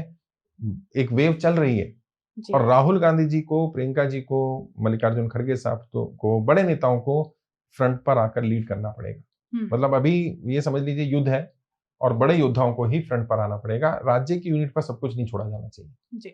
वो लगातार रैलियां करें, दौरे करें, और मतलब जैसे बीजेपी करती है ना, मैन टू मैन मार्किंग, एक एक विधानसभा पर फोकस करना, एक एक कैंडिडेट सिलेक्शन, हर चीज में राहुल गांधी, प्रियंका जी, खड़गे साहब या जो बड़े नेता हैं वो इन्वॉल्व हो जाएं। तो होगा क्या कि इससे कार्यकर्ता का मनोबल बढ़ता है कि मेरा नेता मेरे साथ खड़ा है, टाइमली मेरे पास आ गया है। लगातार रैलियां करें, लगातार पदयात्राएं करें, जैसे जैसे कार्यक्रम करने, और अभी से तैयारी कर लें। तो मैं समझता हूँ 2027 में कांग्रेस और समाजवादी की संभावनाएं बनेंगी। और बीजेपी में इंटरनल कॉन्फ्लिक्ट भी है, योगी जी के साथ सेंटर का कुछ अनबन सुनने में आता रहता है, चल ही रहा है। उसका भी लाभ समाजवादी और कांग्रेस को मिल सकता है, लेकिन वो भी तभी मिलेगा लाभ जब वो उसका एक्चुअल में जाके काम करे। तो जैसे सुनने में आ रहा है पंजाब में इलेक्शन होंगे 2027 में, तो कांग्रेस की संभावना वहां पे ज्यादा बताई जा रही है। हाँ बिल्कुल बताई जा रही है, मैंने भी तो बोला। देखिए, आम आदमी पार्टी का जो डाउनफॉल शुरू हुआ है दिल्ली में, पतन तो नहीं कहेंगे, लेकिन पतन की शुरुआत हो गई है। अरविंद केजरीवाल जी जिस दिन नतीजे आए, देखिए 8 तारीख को नतीजे आए थे, 8 फरवरी को, और अभी मार्च चल रहा है, तो लगभग 1 महीना हो गया, 1 महीने से अरविंद केजरीवाल गायब है, नजर नहीं आ रहे हैं। इतना बड़ा सदमा उनको लगा है क्योंकि उन्हें उम्मीद ही नहीं थी सत्ता चली जाएगी जी। और अब वो राज्यसभा जाने की कोशिश करें, जो मैंने भी कहा था कि अब उनके पास, क्योंकि कुछ लोग सत्ताजीवी होते हैं, वो सत्ता के बिना जिंदा नहीं रह सकते। अरविंद केजरीवाल उन्हीं में से हैं और इतिहास है भारत का, अगर कोई नेता सत्ता से लंबे समय तक बाहर रहा है तो फिर वापसी कर पाना मुश्किल हो जाता है। तो उन्हें अपनी पार्टी को बचाना है, खुद को बचाना है, अपने अस्तित्व को बचाना है, तो उन्हें सत्ता तो चाहिए। जी बिल्कुल अब चाहिए। सत्ता उनके पास क्या है? पंजाब है। पंजाब के मुख्यमंत्री वो बन नहीं सकते क्योंकि पंजाब ऐसा स्टेट नहीं है कि वहां आप जाकर मुख्यमंत्री बन जाए, वो एक्सेप्ट ही नहीं करेंगे, एमएलए ही नहीं करेंगे पहली बात तो, और कर भी लिया तो उनके खिलाफ विद्रोह हो जाएगा। दूसरी बात यह है कि सांसद बन जाते हैं राज्यसभा से तो 6 साल का उन्हें एक टेन्योर मिल जाएगा। फिर अभी मुकदमे भी चल रहे हैं और आम आदमी पार्टी की सरकार जो भगवंत मान चला रहे हैं उसका कोई बहुत अच्छा फीडबैक नहीं है ग्राउंड से। वहाँ के एमएलएज भी नाराज हैं, बहुत सारे एमएलएज हैं जो मेरे स्टूडेंट हैं, नोन है, वो कहते हैं साहब खुल के काम नहीं करने दिया जा रहा जी। मतलब जो दिल्ली मॉडल था वही कॉपी कर लिया गया कि एमएलए की अपनी कोई वैल्यू नहीं है, कोई उसकी कहने पर काम नहीं हो रहे हैं।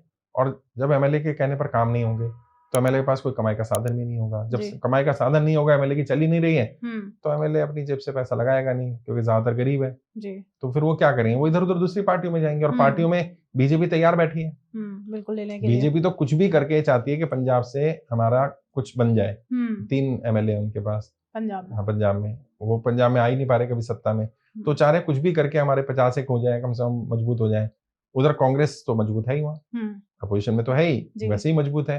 कांग्रेस का संगठन बहुत मजबूत है, कांग्रेस को लेकर सिंपैथी है। पंजाब के लोग अब बोल रहे हैं कि कांग्रेस की सरकार अच्छी थी जी। और चन्नी साहब है या बाकी लीडर हैं, राजा बडिंग साहब हैं, उनके लिए एक वेव है, सपोर्ट है। और राहुल गांधी को लेकर के भी ऐसा कोई नेगेटिव सेंटीमेंट नहीं है पंजाब में। तो इन सबका बेनिफिट पंजाब से मुझे लग रहा है मिलेगा। और बॉर्डर स्टेट है, अगर कांग्रेस की सरकार बनती है तो कांग्रेस इन सब चीजों को हैंडल करने में ज्यादा सक्षम रहेगी। पंजाब के लोगों को ये बात मालूम है, बीजेपी को वोट करेंगे नहीं तो उनके पास ले दे के एक ही ऑप्शन कांग्रेस बचता है। और कांग्रेस अपोजिशन में वहां मजबूती से लड़ भी रही है। जिस तरह से मुद्दे उठाए जा रहे हैं, जिस तरह से भगवंत मान को घेरने का काम सबसे ज्यादा अगर कोई कर रहा है वहां पर तो कांग्रेस कर रही है और उसका बेनिफिट भी हो रहा है, कांग्रेस को बेनिफिट मिल रहा है। तो सर जैसे अब हम, क्योंकि पॉडकास्ट राजनीति को लेकर चर्चा चल ही रही है, तो आपको भी पता है कि ये एक दिन नहीं तो लंबा, और कांग्रेस तो ऐसा समुद्र है, उसके बारे में तो आप जितने मर्जी देर बात कर सकते हैं। तो वही है कि हम थोड़ा थोड़ा आपसे हमारा रिक्वेस्ट करेंगे, आइए थोड़ा थोड़ा जो भी राजनीति से रिलेटेड है वो हमारी जनता को बताइए। कोई ऐसा मैसेज जो जनता इस टाइम हमें देख रही है उसको आप देना चाहेंगे? कोई भी पार्टी से आप हैं, पार्टी इतनी महत्वपूर्ण नहीं है, देश महत्वपूर्ण है। हम सबकी जिम्मेदारी बनती है कि हम देश के प्रति वफादार रहें, किसी नेता पार्टी के नहीं।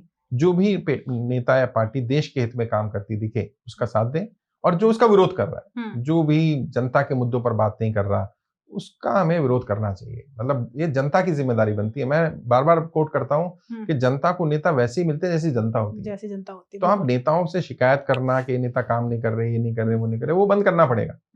नेताओं से शिकायत करनी बंद करनी पड़ेगी। नेताओं को अपने सवालों पर लेकर आइए और नेताओं से सवाल करिए। और ऑब्वियस सी बात है, अपोजिशन से भी सवाल करिए, लेकिन सवाल सत्ता से ज्यादा होने चाहिए। सत्ता में जो बैठे लोग हैं, जिन वादों पर वो सत्ता में आए, उनसे सवाल करिए। और मैं तो बार बार कहता हूं कि आपकी पसंद का कोई नेता है तो उससे आपने चुना और जीत गया, सवाल करिए। आपकी पसंद का नहीं तो सवाल करिए जी। अगर आप अपने पसंद के नेता से भी सवाल नहीं कर पा रहे तो फिर खुद से सवाल करिए। किसे चुन लिया? अपने सर पर किसको बैठा लिया कि जिसने आपकी अभिव्यक्ति की आजादी भी छीन ली? तो स्वतंत्रता का जो देश में अधिकार है, संविधान ने, बाबा साहब अम्बेडकर के संविधान ने हमें अधिकार दिया, उसका उपयोग करें। सवाल करें नेताओं से। नेता जो आपको ठीक लगे उसको वोट करें, राजनीति में पार्टिसिपेट करें।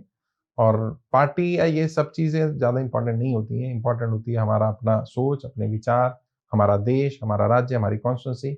उसके हित में जो काम करें हमें उसका साथ देना चाहिए। बिल्कुल सही बात है। पहले अपने से सवाल करो कि हम किस नेता को लेकर। हाँ बिल्कुल।